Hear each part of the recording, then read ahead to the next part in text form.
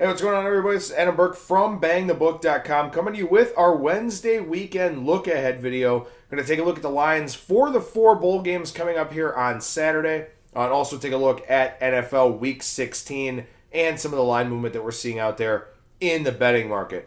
Over at BangTheBook.com, we are your one-stop shop for sports betting news and information. Lots and lots of great stuff over there from our writers. Make sure you check out everything that they're putting together on a daily basis over there. Also, good edition of Bang the Book Radio today with Brian Leonard and also Wes Reynolds.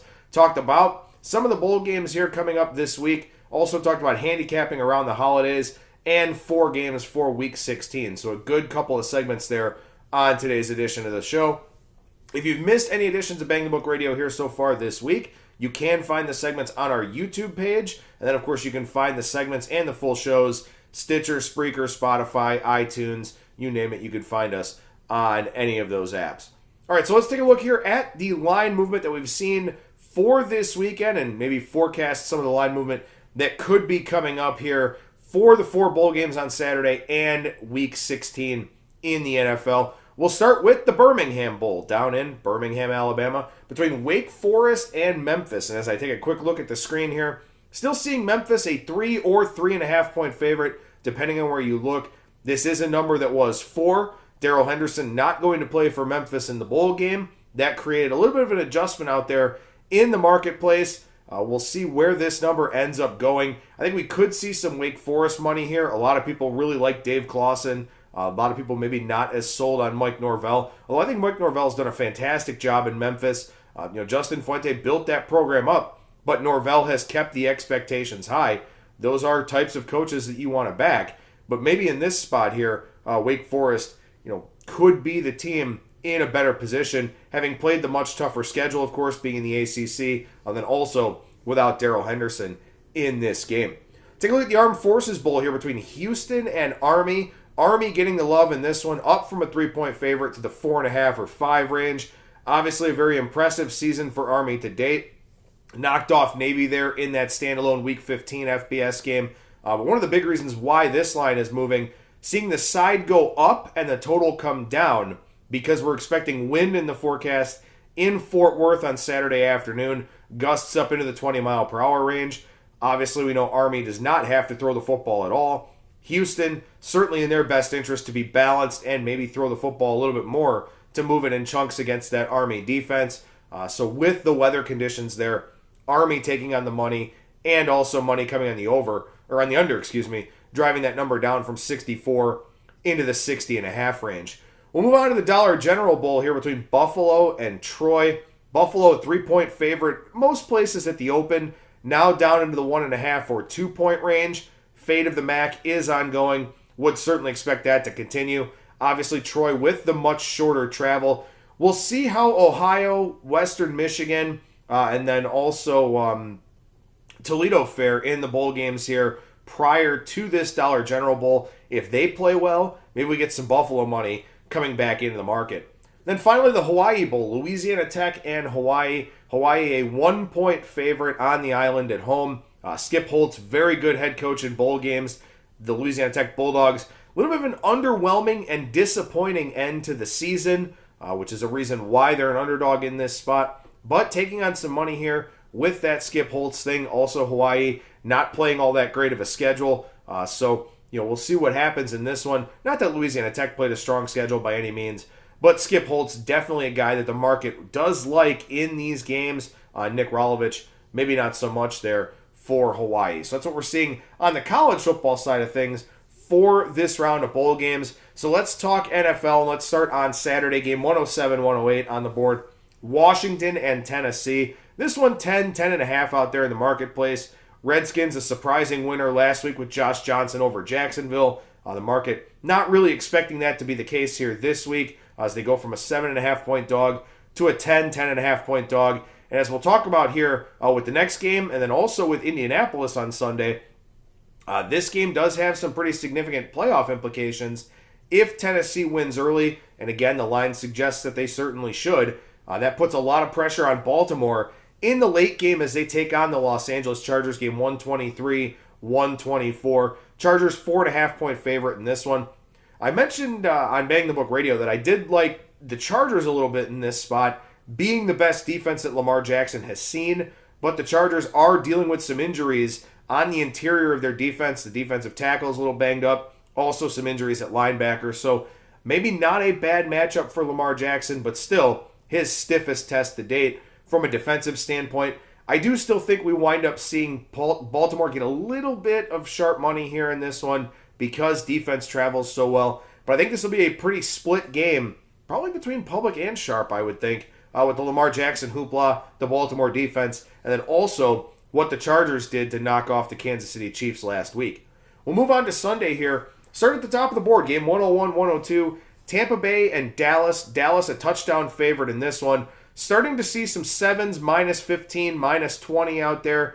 Dallas the preferred side as we're in the middle of the week. Not really the biggest surprise because Dallas has something to play for. Tampa Bay does not. And in fact, Tampa Bay probably going to be letting go of their entire coaching staff after this season. So really the Buccaneers just playing for pride at this point in time. Dallas playing with a lot more than that on the line. But still, this Dallas team, despite that big performance against Philadelphia 2 weeks ago, shut out last week by Indianapolis. We'll see what they do with this Tampa Bay defense. Total on this game, as we take a look at the updated number for that, still sitting in the 47 and a half range, up a little bit from the open of 46. So we'll see if that continues. That wouldn't be a big surprise to see over money hit the board here, even though that Dallas defense has played pretty well throughout the course of the season. Move on to game 103-104 here, Buffalo and New England. New England a 13-point favorite in this matchup against the Bills. New England coming off of that disappointing loss last week to Pittsburgh. Buffalo, great defense. They're in a lot of games. Josh Allen, running for his life a lot of the times, but also a lot of designed runs here for Buffalo as well. Should see a lot of those here this week with the injuries that the Bills have at running back. What do we know about the Patriots? Well, they take away the opposing team's best player. Right now, that best player, probably Josh Allen, for the state of the Buffalo offense. So a lot of spies coming from the Patriots, probably a lot of zone coverage to keep guys kind of bunched up a little bit. We'll see if they have some more success here this week. But the Patriots really not all that great at blowing out AFC East teams. 8-7 in their last 15 games, laying double digits against the AFC East. So while they've been very good against the spread, when you jack those numbers up a little bit, they are a more pedestrian type of team. Game 105-106, big-time line move on this game here today. Atlanta and Carolina. Carolina was a 2.5 3-point favorite, but then Cam Newton announced out for this game. So the line basically flipped with Atlanta now a 3.5 point favorite. Taylor Heineke going to get the start here for Carolina. Probably going to start in week 17 as well, as the Panthers have nothing to play for. But hey, laying a road number with Atlanta against anybody, very challenging thing to do here at this time of the year, even without Cam Newton. Jacksonville and Miami, the next game up on the board, game 109-110. Miami, 4.5 point favorite in this one. Jacksonville taking a little bit of sharp money, but doesn't take much to move a number from 5 to 4.5 or 4. Just not really a key number area. If we get down to 3.5, then that's a move of significance, something that you definitely want to pay attention to.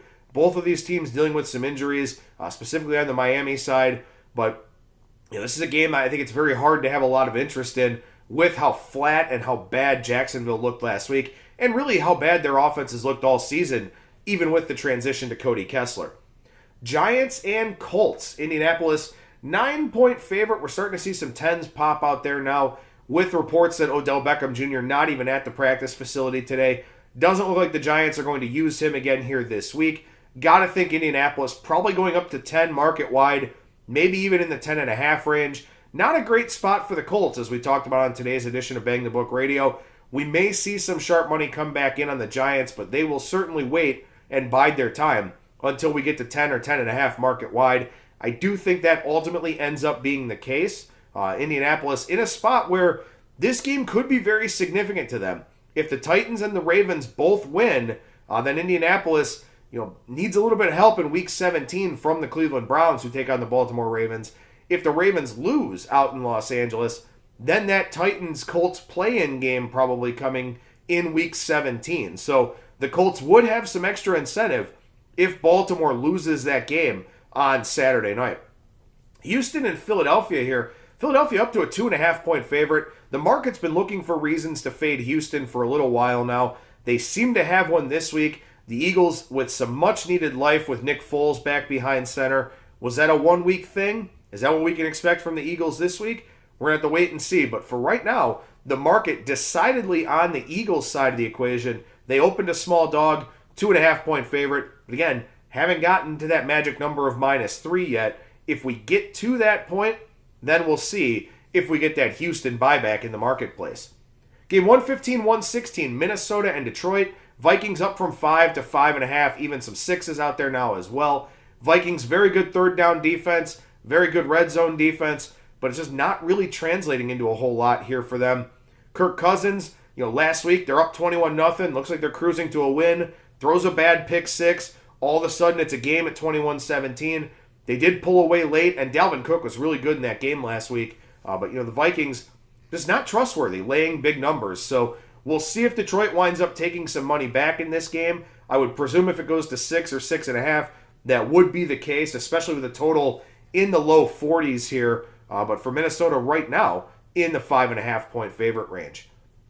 Green Bay and the Jets. Green Bay opened a 3.5-point favorite. Now a lot of pick'em numbers out there. Some uncertainty as to whether or not Aaron Rodgers is going to play in this game for Green Bay. I would think that he probably does go, probably does say that he wants to go. Not a whole lot of incentive for Green Bay to play him. And obviously Green Bay, with a new head coach coming next year because Joe Philbin won't get the job. We'll see what they do here this week. The Jets, playing some decent football ever since Sam Darnold came back. Feels like they're kind of re-energized, reinvested in the season with their first-round pick back behind center. We'll see if that continues here this week, as they have taken a little bit of money to drive this number down into the pick'em range. Cincinnati and Cleveland, one of the most fascinating games of the weekend for me as far as I'm concerned, because the Browns are in a role they have not been in since the 2010 season, and that's being a favorite of more than a touchdown. Really a favorite of 9 points at this point in time. Numbers we haven't seen for Cleveland in a very long time. Expectations that we haven't seen for Cleveland in a very long time. Not entirely sure I'd want to be the one to jump in on this game. In fact, kind of considering going the other way with Cincinnati in this one. The Bengals have been playing hard, have been playing pretty well. They have a revenge spot here after losing to the Browns at home. Browns kind of clowned them a little bit, specifically Baker Mayfield and Demarius Randall. Maybe that kind of stimulates the Bengals and gets them involved in this game. If it does, I think it's a tough spot for the Browns because they're not a team really accustomed to blowing people out. They win a lot of close games. They, just happen to make plays at the right time. We'll see how they do this week with expectations, but I do think we will see some people coming in on Cincinnati because keep in mind, when these two teams played about a month ago, that line closed in the pick'em range or plus or minus 1 on either side when the Browns were in Cincinnati. Flip home field, thinking maybe, Browns minus 5.5 or 6, maybe 6.5 at the absolute highest. No, they're 9 this week. Now, of course, Andy Dalton out for the season, A.J. Green out for the season. You account for those injuries, maybe this line looks about right, but still very hard to lay a big number with Cleveland in the Battle of Ohio. Rams and Arizona. Rams laying almost 2 touchdowns at some places, are laying 2 touchdowns at others against the Cardinals. Cardinals, terrible look last week against Atlanta. Rams, not a great look themselves against Philadelphia. And the Rams have problems. So laying 14, very dangerous with them here this week. They have nothing really to play for. I mean, they're a game behind the Saints now. They would certainly like to maintain that 2 seed and avoid having to play in the wild card weekend. But, for the Rams, just not a whole lot of incentive to blow anybody out. I don't think that's there this week either. We'll see if Arizona money comes in, but you can rest assured that we probably won't see too much sharp involvement on the Rams this week. Chicago, San Francisco, game that was an early week mover. Chicago was minus 5, down to 3.5, back up to 4 now. We did see San Francisco money in the marketplace last week against Seattle. Will we see some more of it hit the board here against Chicago? I'm not sure. I've been thinking that the Bears are in line for a little bit of a letdown spot. I know some people reached out to me on Twitter and on social media and asked about the Giants game. Yeah, maybe that was a little bit of a letdown, but also the Giants opened with a pick 6. Chase Daniel started that game. The second half got a little bit weird, but this could be a very tough spot for the Bears, who have been playing at a high level for most of the season. Pittsburgh and New Orleans here, game 127-128. Big win for the Steelers last week over the Patriots. Can they carry that momentum down to the Big Easy against the Saints? Saints a 6-point favorite here. The Saints offense has not looked great for several weeks in a row now. So maybe Pittsburgh can hang around in this game. There are a lot of 5.5s out there in the marketplace as well. I do think Pittsburgh would be my preferred side in this one. I do think Pittsburgh winds up being a little bit of a sharp side for this game as well. And obviously, depending on that game for Baltimore on Saturday night, the Steelers could have a little bit more incentive when it comes to that game down at the Superdome. One more game for Saturday here. That's Kansas City taking on Seattle. Chiefs a 2.5-point favorite here. Total in the 53.5 range. Could be a pretty tough test here for Pat Mahomes. Big road spot against the Seahawks team that needs this game in terms of playoff positioning out there in the NFC. Going up to the Northwest where weather could always be a factor. Chiefs don't really have that running game right now. The Seahawks have a very good running game, and you can run on this Kansas City defense. Fascinating game. Should be a good one on Sunday Night Football. Chiefs, as I mentioned, 2.5-point road favorites. Not sure which way the sharp money will come in on this game yet, but rest assured, we should see some of it out there. Public probably going to back Kansas City, so maybe sharp guys waiting for a 3 to take with the Seahawks, but if nothing else, going to be a very good game and a very interesting game to see, maybe get an idea of what Kansas City may look like if they have to go on the road to a tough environment in the playoffs, or see how Seattle can bounce back after that performance last week against San Francisco. But I mentioned this last week on the videos. Teams coming off of an overtime game were 43-73 against the spread. Last week, I believe they went 2-2. So, you got Seattle in that same spot here this week, coming off the overtime game against the 49ers. So, maybe a little bit of food for thought with that one. I'll be back with the Thursday 3-pack video coming up here tomorrow. Hopefully the picks do a little bit better with that. And then Friday, we'll do our Partay Parlay video. Have a little bit of fun heading on into the weekend. So, thanks for watching this, everybody. And I'm Adam Burke from BangTheBook.com.